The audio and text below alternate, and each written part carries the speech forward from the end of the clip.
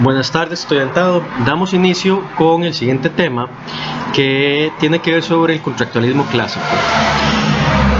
El tema en cuestión se titula Modelo Hobbesiano, aspectos generales de las versiones contractuales de John Locke y Jean-Jacques Rousseau y las antropologías filosóficas que se derivan de dichos modelos, de dichas variantes. Dada la amplitud del tema, vamos a tratarlas por partes. Esta primera parte de la lección va a estar enfocada en líneas generales, que va a buscar contextualizar qué es el contractualismo para ver quién fue Thomas Hobbes y cuál fue la importancia que aporta al contractualismo clásico y en qué consiste el modelo hobbesiano propiamente. Iniciamos con unas líneas generales y antecedentes histórico-filosóficos del contractualismo clásico. El contractualismo clásico fue una corriente que tuvo su auge en los siglos XVII y XVIII y que se caracteriza por brindar una manera de argumentar sobre el Estado. Básicamente, ellos van a responder a la pregunta ¿qué es el Estado? A la vez que hacen eso, van a fundamentar intereses político-económicos jurídicos que estaban en boga a partir del Estado. Es decir, ¿qué se busca con el Estado? ¿Qué intereses político-económicos jurídicos se buscan con la nueva forma de entender el Estado? ¿Cuál es la finalidad de este Estado a partir de dichos intereses? Entonces, esta corriente lo que va a buscar es reconceptualizar la pregunta o la respuesta a la pregunta ¿qué es el Estado? Para ello van a plantear que la base legítima de un gobierno es el consenso de los gobernados. Esta es una idea que está ya bastante arraigada hoy en nuestros días, por cuanto que si ustedes leen, por ejemplo, la Constitución de Costa Rica, básicamente da a entender que el gobierno de Costa Rica se debe al consenso de sus ciudadanos en que se aceptan las leyes, en grandes rasgos. Esta idea de que nosotros somos gobernados por consenso fue fundamentada y propuesta a partir precisamente de este contractualismo, de esta corriente. Claramente esta idea va en contrapartida, le hace la cuestión opositoria al modelo aristotélico que antes nos habíamos referido en la lección sobre Maquiavelo. En grandes rasgos, recordemos que el modelo aristotélico fue básicamente la manera en cómo se fundamentaba y se entendía el Estado a partir de los planteamientos de Aristóteles, que en grandes rasgos Aristóteles planteaba una suerte de evolucionismo social. Primero está la familia como núcleo base, varias familias se unen entre sí conformando un pueblo, y cuando varios pueblos se unen entre sí surge el Estado. Y dentro de este modelo aristotélico, cada hombre busca el bien. Los hombres se unen naturalmente en búsqueda de ese bien. En este caso sería el bienestar colectivo y bienestar individual. ¿Qué implica esto? Que no queda más que seguir la naturaleza. Los contractualistas se van a diferenciar de este modelo por cuanto que el Estado, vean que ya la mera definición de esta corriente plantea que es un consenso que surge de los gobernados, es decir, no fue un producto natural al que se llegó porque tenía que llegarse, sino que es un producto artificial. Los hombres van a buscarse asociar, pero de manera consciente. A su vez, la corriente contractual es resultado de varios factores y heredera de estos mismos factores. ¿Cuáles son? El individualismo, el proceso de secularización y los intereses sociales, políticos y económicos de la burguesía. Con respecto al individualismo, esta fue una corriente igual política, filosófica, que fue surgiendo y que planteaba básicamente que cada hombre es su propia realidad fundante. Es decir, los hombres están cada uno por su cuenta en un mundo natural. Hágase con esta analogía como los animales que nacen en la selva, en el bosque, cada uno está por su cuenta. Aquí implica que no hay preocupación altruista por el otro. Yo no me preocupo por el otro por la mera preocupación, porque seamos congéneres, nada.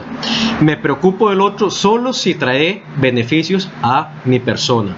Entonces, el contractualismo es resultado parcialmente de este individualismo que va a plantear, como se va a ver cuando empezamos a ver los modelos, en que cada uno se encuentra a su suerte. El segundo punto, el proceso de secularización.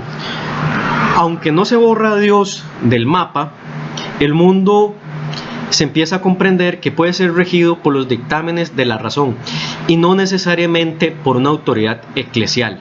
Recordemos que para la época, en los siglos en cuestión, cuando hablamos de autoridad eclesial, uno, estamos hablando de la Iglesia Católica, y dos, hablar de Iglesia Católica era sinónimo de hablar de Dios, porque la Iglesia se concebía y se presentaba como la representante de Dios en la tierra. Entonces, paulatinamente, el mundo va a ir dejando de lado los mandatos eclesiales. El mundo puede regirse por la razón y no necesariamente por Dios. La unidad religiosa, que servía de base a la justificación teológica del orden social y política, que de alguna manera se entroncó con el modelo aristotélico, se va desmoronando poco a poco a partir del humanismo renacentista y de la Reforma. Entonces, esa unidad religiosa que caracterizó a Europa durante la Edad Media se empieza a ir desquebrajando poquito a poquito. En la lección sobre Maquiavelo y el Estado pudimos ver cómo Maquiavelo básicamente va dejando a la religión de lado. La religión no es la que manda en un Estado. En el contractualismo pues se rescata básicamente esta idea en que podemos regirnos, pero no por una cuestión religiosa. Y en cuanto al tercer punto, las relaciones contractuales del comercio paulatinamente se convierten en el medio idóneo de legitimación política. Es decir, la burguesía, incipiente burguesía, va a plantear que el modelo para hacer pactos, para hacer contratos, es en que dos voluntades, o sea, dos personas, se pongan de acuerdo sobre X punto en que uno da, el otro recibe, o ambos dan y ambos reciben. En todo caso, dos voluntades consintiendo algo. Esa idea de hacer, o ese modelo de hacer pactos, o esa dinámica de pactar entre dos voluntades sobre algo, paulatinamente se va a ir extendiendo a la cuestión política. Entonces, la idea de hacer pactos comerciales, que surgió con la burguesía, va a ir tomando fuerza hasta plantearse como la manera idónea para legitimar un Estado. Vean lo que ya habíamos dicho, que la corriente contractual se entiende como el consenso de los gobernados. Esta idea de consenso básicamente es la dinámica que uno hace en una transacción comercial. Dos individuos están de acuerdo en hacer X cosa, se dan la mano, felicidades. Esta idea se fue expandiendo entonces a esta corriente política. ¿Por qué? Porque con el modelo aristotélico y las distintas variantes monárquicas, lo que básicamente quedaba era simplemente sumisión. Yo hago X cosa porque hay un ser superior, en este caso rey, que me dice que tengo que hacerlo. No necesariamente porque hay voluntades de medio. Aquí se va a plantear, hay voluntades. Veamos entonces qué es la relación entre Hobbes y el contractualismo que él propone y el modelo que de él surge. A mediados del siglo XVII, o sea, por ahí 1650, en Inglaterra hubo una terrible crisis política en que se cuestionó el poder de la monarquía. Thomas Hobbes, dentro de ese contexto, ofrece por primera vez una manera distinta de argumentar y justificar la conformación y legitimidad del Estado. La finalidad de Hobbes era rebatir el modelo aristotélico que antes vimos. Hobbes va a aprovechar el convulso contexto inglés para plantear que incluso, digamos, que se quisiera tener un monarca, el monarca como tal no se puede justificar como se venía haciendo antes. O incluso si se quiere tener otro tipo de gobierno no se puede justificar de la manera tradicional como era la aristotélica. A partir de su propuesta se van a extraer elementos que se convertirán en los puntos principales que caracterizarán a todo contractualista. De acuerdo a Bobbio y Bovero, su planteamiento llega a servir como modelo, aunque los posteriores contractualistas no siempre estuviesen de acuerdo con Hobbes propiamente. Es decir, Hobbes va a crear una serie de conceptos y una serie de planteamientos que los otros contractualistas posteriores a él van a retomar, pero dándole nuevos significados, nuevo contenido. Entonces podemos ver que si bien no terminan de aceptar la esencia de lo que Hobbes dice, sí toman aquellos elementos que les sirven para justificar el Estado de otra manera, porque los contractualistas posteriores vieron en Hobbes una nueva manera de argumentar, aunque no estuvieran de acuerdo con los postulados que él propone. Dicho lo anterior, entonces abordemos en qué consiste el contractualismo de Hobbes. Hobbes produjo varias obras, la que da origen a esto que vamos a llamar el modelo hobbesiano y que se va a convertir en su obra más famosa es el famoso libro llamado El Leviatán. En El Leviatán, él inicia planteando la existencia de un lugar de perenne vigía y desconfianza.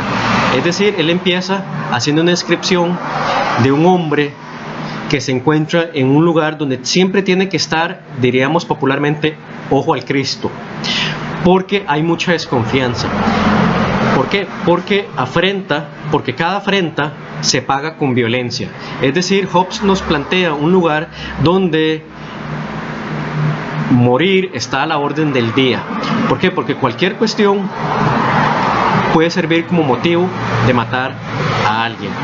Esto va a implicar que no hay garantía de conservar la propia existencia, menos de cosas, ya que cualquiera puede arrebatarlas por cualquier medio. Perfectamente, haciendo una analogía, digamos que yo tengo mi reloj y Susano me ve el reloj, entonces yo voy a imaginarme que Susano me quiere quitar el reloj y para hacerlo incluso está dispuesto a matarme. Entonces yo voy a defenderme y lo voy a matar primero, no por gusto, sino por defensa de mi reloj y de mí mismo. Entonces aquí cualquiera básicamente no puede estar tranquilo porque va a esperar lo peor de todo de la otra persona. Por ello, Hobbes va a decir que este es un lugar de sufrimiento debido a la naturaleza de los hombres, a la antropología. Recordemos que en filosofía, antropología significa concepción de ser humano. Entonces, ¿por qué es un lugar de sufrimiento de acuerdo a la antropología? Porque él va a decir, todos los hombres poseen las mismas facultades de cuerpo y alma, por lo que cada uno sabe lo que es capaz del otro. Por eso en el ejemplo que les ponía del reloj, yo sé que el otro me puede matar por mi reloj porque yo también haría lo mismo en caso que le quisiera tomar el reloj. Además de eso, va a decir Hobbes, los hombres son competitivos, desconfiados y ávidos de gloria, es decir, están buscando el reconocimiento. Dice Hobbes, la primera hace que los hombres invadan terrenos de otros para adquirir ganancia. O sea, la competitividad crea pelea porque le quiero ir a quitar el terreno al otro. La segunda, la desconfianza, para lograr seguridad. Entonces yo paso desconfiando de los demás para asegurarme mi propio bienestar. Y la tercera, el ávido de gloria, para adquirir reputación. Según Hobbes, a los hombres les gusta que a los demás le aplaudan y le pongan los likes en el Facebook. Entonces, yo voy a hacer todo lo posible para alcanzar reputación, ya sea como el del más malo, el más malote. Sé que está mal dicho, pero síganme aquí el juego. El más malote, ¿para qué? Para que los otros también tengan cuidado de si se van a meter conmigo. Entonces, este lugar que Hobbes crea, terrible, odioso, penumbroso, violento, él lo va a llamar el estado natural. Este estado natural, entonces, ¿de qué se caracteriza? Por vigía perpetua, desconfianza perpetua y violencia, pues a la orden del día. Es importante señalar que el estado de la naturaleza o estado natural es un recurso discursivo que Hobbes utiliza para generar una idea de inhospitabilidad en un lugar sin gobierno. Hobbes, bastante inteligente, empieza a crearnos un escenario ficticio de cómo sería un lugar sin gobierno, y un lugar sin gobierno para Hobbes va a ser este lugar de lucha constante. Recordemos que esto posiblemente viene del contexto de la guerra inglesa que hubo, donde se depuso al rey. Recuerden, en toda guerra hay muerte, entonces fue un contexto de todos contra todos. Básicamente un contexto sin gobierno. Es posible que esta experiencia condicionó a Hobbes a imaginarse cómo sería un estado natural sin gobierno. En todo caso, es un recurso que él busca utilizar para convencer a la gente o a su público meta de que la vida sin gobierno es bastante violenta. Así, entonces, crea un escenario racionalmente plausible de una vivencia sin gobierno, partiendo de una noción pesimista del hombre. Aquí es importante señalar que a Hobbes no le interesó si existió o no un lugar tal cual, aunque parece haber estado convencido de que la naturaleza del hombre sí era bastante pesimista. Lo que a él le interesaba era crear un lugar, discursivamente hablando, para por lo menos convencer o sugerirle a la gente: vean, un lugar sin gobierno es terrible, para lo que posteriormente él va a ir a argumentar. Una vez creado ese recurso discursivo, Hobbes va a continuar su argumentación señalando que existen leyes de la razón. La razón lleva a cada hombre que busque medios de paz, ojo, siempre y cuando todos lo deseen, para finalizar el estado de guerra en el que se encuentran. Recordemos que este estado natural que nos describe Hobbes básicamente es un estado de guerra, todo el mundo se está peleando contra todo el mundo. Pero a pesar de esa violencia constante, Hobbes le adscribe a la noción pesimista que tiene el ser humano racionalidad. Él va a decir que existen leyes de la razón, entonces, que van a hacer que el hombre piense que, a pesar del contexto en que se encuentren, hacer la paz es bueno. Pero noten, la paz solo se puede hacer si todos la desean. Hobbes no es ingenuo en esto. Él no va a decir: nadie va a ser tan tonto para desear la paz y ceder sus derechos y no hacer la guerra mientras todos los demás se lo coman vivo. No, todos tienen que desear la paz. Estas leyes van a conducir de alguna manera u otra a que los hombres se den cuenta que ningún hombre puede seguir manteniendo su derecho a ejercer sus capacidades sin el peligro de aniquilarse, tanto físicamente y como raza humana. Es decir, la ley o las leyes van a darse cuenta que si seguimos por esta vía de que cada uno se protege a su manera, vamos a aniquilarnos.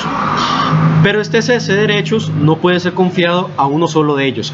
No puede ser confiado, digamos, que tengamos un conglomerado de 100 fulanitos y 99 fulanitos deciden darle el poder a Susanito.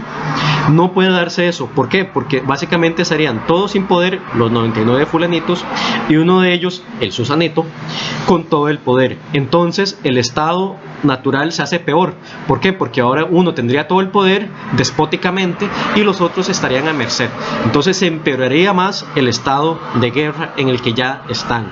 Entonces la razón concibe que sea a un ente artificial que esté por encima de todos, al que se les delegue ese poder de hacer de todo. Este ente, Hobbes lo va a llamar el Leviatán, este gran monstruo que va a dominar sobre todos los hombres. Aquí hago un paréntesis. Este Leviatán o el Estado en inglés se llama The Commonwealth.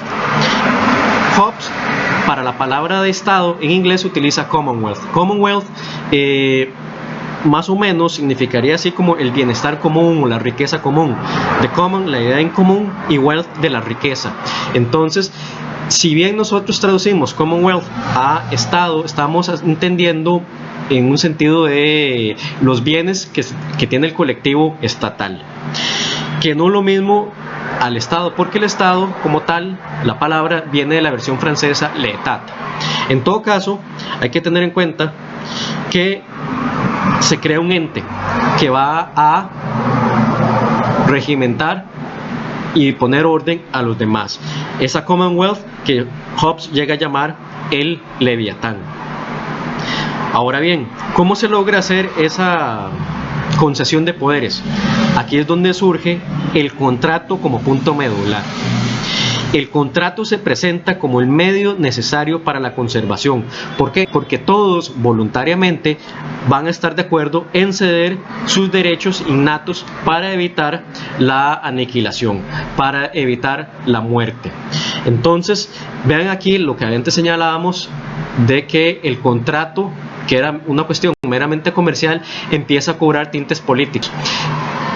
Un montón de individuos se ponen de acuerdo en el recurso discursivo que ha creado Hobbes para decir: nosotros vamos a respetar el ente, la nueva Commonwealth o Leviatán, porque nosotros lo decidimos, no porque fue un asunto por naturaleza, porque si fuera por naturaleza nos terminamos destruyendo a todos.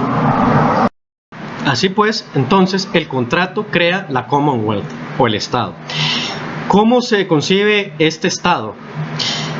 En primer lugar, tiene la concentración de poder, que para Hobbes va a ser indivisible en una sola persona. Es decir, el poder no se reparte, por ejemplo, como en Costa Rica, que tenemos los 3 poderes de la República. No. O como Montesquieu, que planteó la división de poderes. No. Para Hobbes, el poder tiene que estar en una sola persona. ¿Por qué?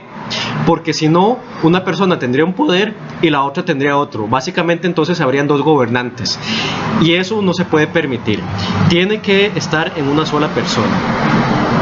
Ahora, es importante tener en cuenta que Hobbes entiende persona como representante en su sentido de latín. Hobbes utilizaba mucho el latín, entonces persona significa como personaje, figura. Entonces la figura jurídica puede ser un hombre, o sea un rey, o una asamblea, sea una aristocracia o una democracia. En todo caso, la persona, o sea, el titular del poder, es el único que puede tener el poder. Esto no significa que no pueda delegar, por ejemplo, en ministerio. Sí, claro, lo puede hacer, pero realmente el poder de decisión está en la persona, en el que tiene el poder. Y esta concentración se da por la transferencia de los derechos propios que el montón de fulanitos le dieron a este ente, a la Commonwealth. En segundo lugar, la soberanía, o sea, el poder, es absoluto. Los miembros que pactaron pasan a ser súbditos de la Commonwealth, que aceptan como suyas las decisiones del soberano. Aquí no hay, mira, es que a mí no me parece que se vaya a construir el tren. No, se construye porque yo digo que se construye. Pero ojo con esto, en principio, aunque parezcan arbitrarias, las decisiones del soberano tienen por finalidad garantizar la existencia de los hombres. ¿Por qué? Porque en el pacto, los hombres, valga la redundancia, pactaron para salir de la barbarie y conservar principalmente sus vidas. Entonces, le dan todos los poderes a la Commonwealth, al Leviatán, para que se encargue de garantizar eso, la existencia. Entonces, la Commonwealth, con su soberanía, básicamente puede ser cualquier decisión siempre y cuando vaya garantizada a proteger la existencia de los hombres. Entonces, en ese sentido es la razón por la que Hobbes va a decir que los hombres realmente no le queda más que simplemente aceptar lo que diga el soberano, porque para eso fue la finalidad. No fue una finalidad de hacer un conversatorio, sino que el Estado los iba a proteger. Es también importante tener en cuenta que el soberano, al haber sido una creación artificial, no está supeditado, es decir, no está sometido a las leyes que el mismo soberano crea. ¿Por qué? Porque quienes pactaron entre sí fueron los hombres, los 100 fulanitos. No fue el Estado y los 100 fulanitos. ¿Por qué? Porque el Estado no existía. El Estado existe después del pacto de los 100 fulanitos, en el ejemplo que antes ponía, ¿verdad? Entonces, el Estado no puede someterse a sus propias leyes porque el Estado no pactó la creación de la transferencia de poderes.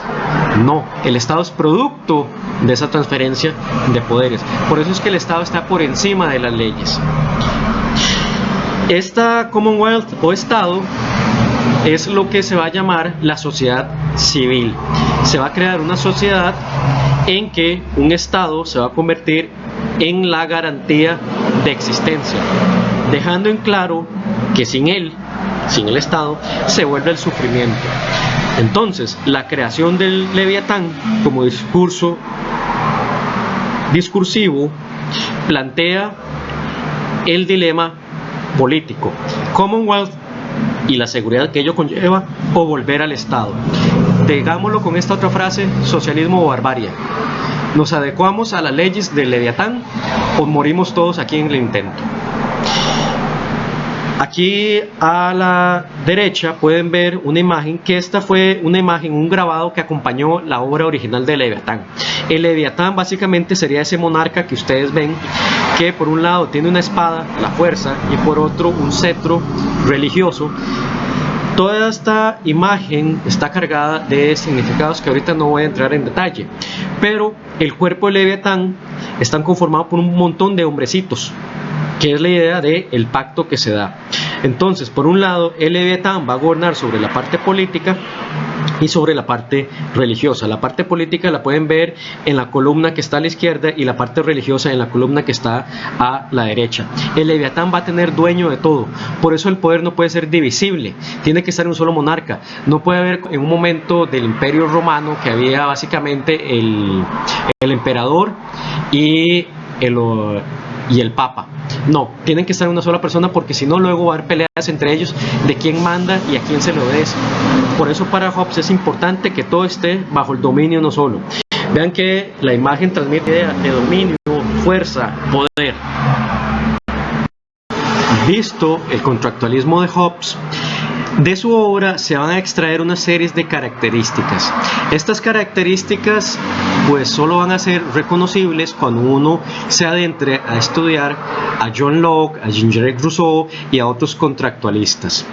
Como Bobbio y Bovero señalan, Locke y Rousseau y otros contractualistas básicamente siguen un cierto esquema, un cierto modelo de argumentar del Estado, y cuando uno se pone a investigar de dónde fue que surgió ese modelo, se da cuenta que la obra que ellos estaban siguiendo, casi como una especie de manual, era la de Hobbes. De ahí la idea que ellos plantean de que surge el modelo hobbesiano. Hobbes instauró una manera de argumentar y que los otros tomaron para beneficio propio, en el sentido de que la modificaron y la arreglaron a sus intereses particulares. Esta manera de argumentar que va a surgir de Hobbes trae las siguientes características. De Hobbes se va a extraer que hay una dicotomía estado natural, sociedad civil. Si ustedes lo notaron, él comienza hablando de un lugar inhóspito hasta llegar a un lugar donde hay, digámoslo así, cierta civilización con el Leviatán. Los demás contractualistas van a tomar esta idea. Hay una dicotomía, hay una antítesis: el estado natural lleno de barbarie y la sociedad civil con el orden que protege la vida.